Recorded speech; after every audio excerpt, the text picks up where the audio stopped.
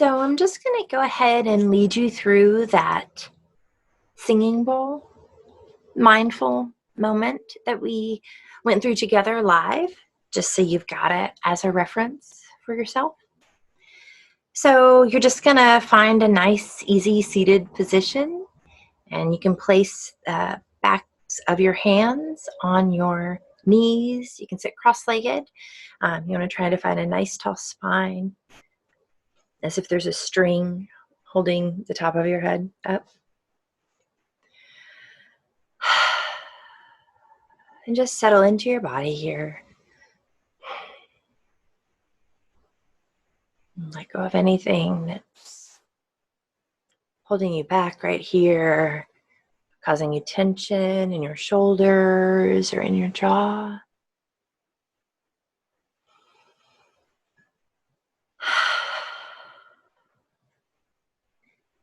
And now that you've arrived here, I'm just going to chime this, and I want you to see about listening until the end of the tone.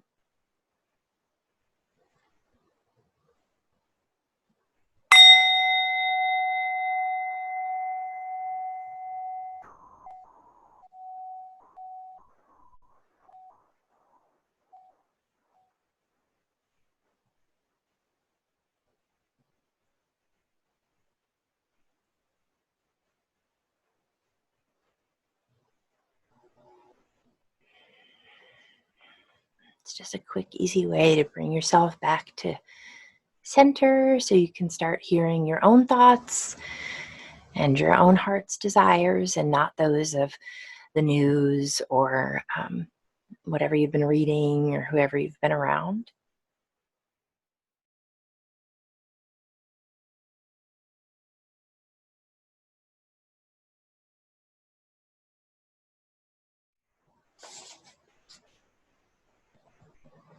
I love this book. Oh my gosh, I love this book so much. This is the book I told you about that I learned when I was working at a bookstore called Bookstar. It was a remodeled movie theater. Like, how perfect is that for me? I started off there in a Starbucks selling coffee. Hello, dream job. But that customer said, "Girl, do yourself a favor." So I'm going to read you a little of the prophet. So the first chapter is entitled "The Coming of the Ship."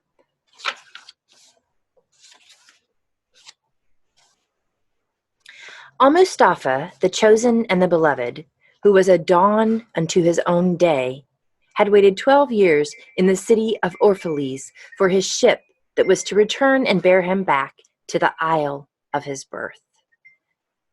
And in the 12th year, on the 7th day of Elul, the month of reaping, he climbed the hill without the city walls and looked seaward. And he beheld his ship coming with the mist. Then the gates of his heart were flung open, and his joy flew far above the sea. And he closed his eyes and prayed in the silences of his soul. But as he descended the hill, a sadness came upon him, and he thought in his heart, "How shall I go in peace and without sorrow? Nay, not without a wound in the spirit shall I leave this city. Long were the days of pain I have spent within its walls, and long were the nights of aloneness. And who can depart from his pain and his aloneness without regret? Too many fragments of the spirit have I scattered in these streets, and too many are the children of my longing that walk naked among these hills, and I cannot withdraw from them without a burden and an ache. It is not a garment I cast off this day, but a skin that I tear with my own hands. nor is it a thought I leave behind me, but a heart made sweet with hunger and with thirst. Yet I cannot tarry longer. The sea that calls all things unto her calls me, and I must embark. For to stay, though the hours burn in the night, is to freeze and crystallize and be bound in a mold. Fain would I take with me all that is here, but how shall I? A voice cannot carry the tongue and the lips that gave it wings. Alone must it seek the ether. And alone and without his nest shall the eagle fly across the sun.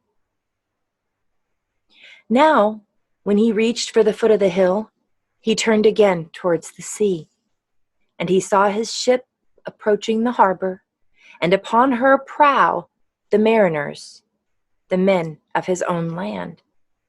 And his soul cried out to them, and he said, "Sons of my ancient mother, you riders of the tides, how often have you sailed in my dreams, and now you come in my awakening, which is my deeper dream.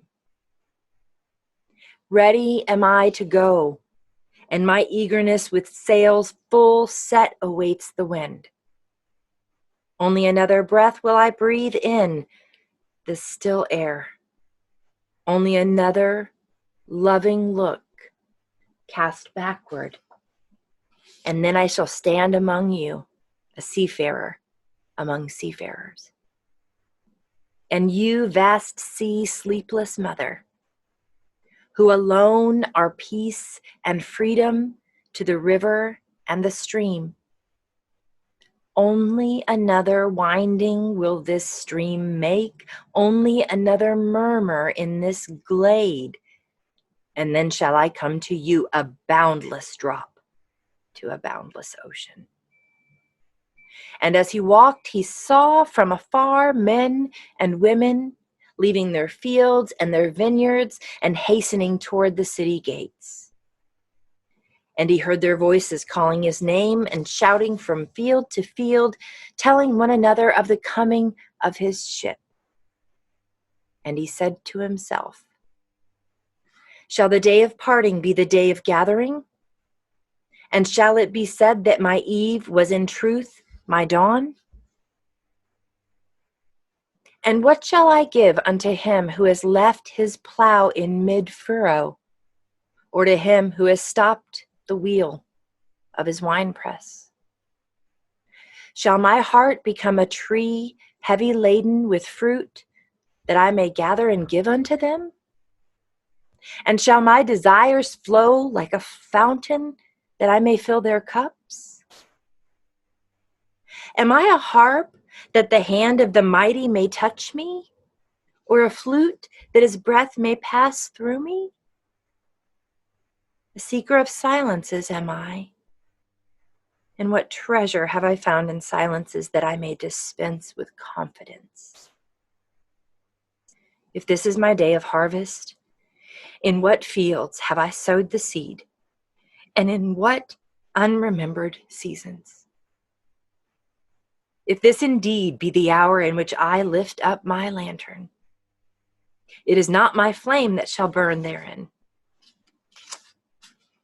Empty and dark shall I raise my lantern, and the guardian of the night shall fill it with oil, and he shall light it also." These things he said in words, but much in his heart remained unsaid, for he himself could not speak his deeper secret. And when he entered into the city, all the people came to meet him, and they were crying out to him as with one voice. And the elders of the city stood forth and said, "Go not yet away from us. A noontide have you been in our twilight, and our youth has given us dreams to dream.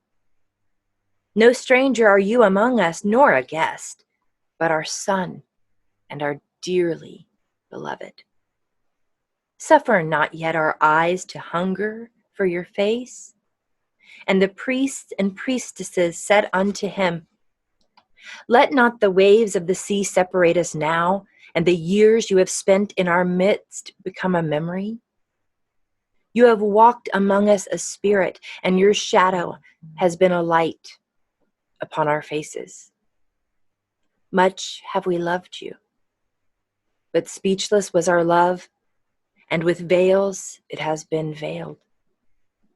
Yet now it cries aloud unto you, and would stand revealed before you.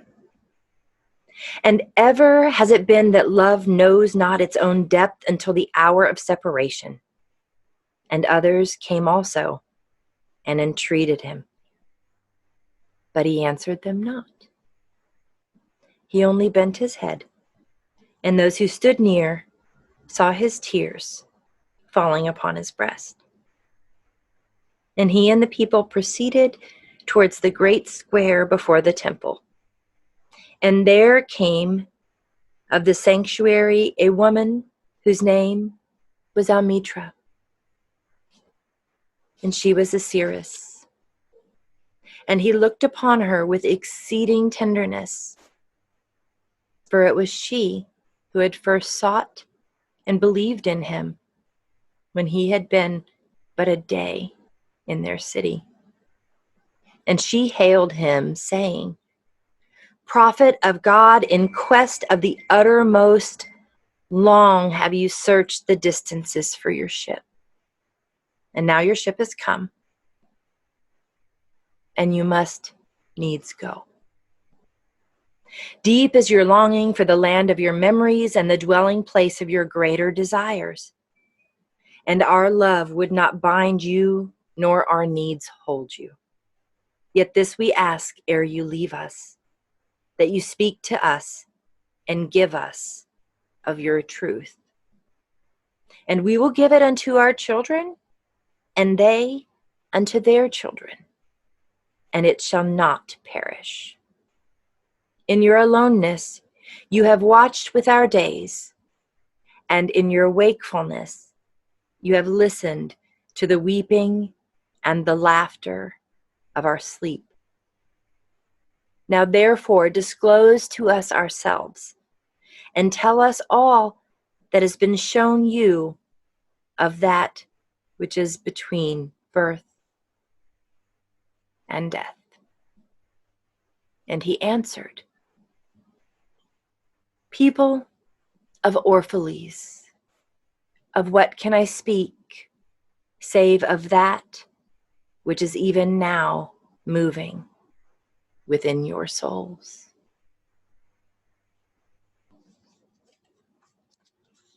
The prophet, Kahlil Gibran.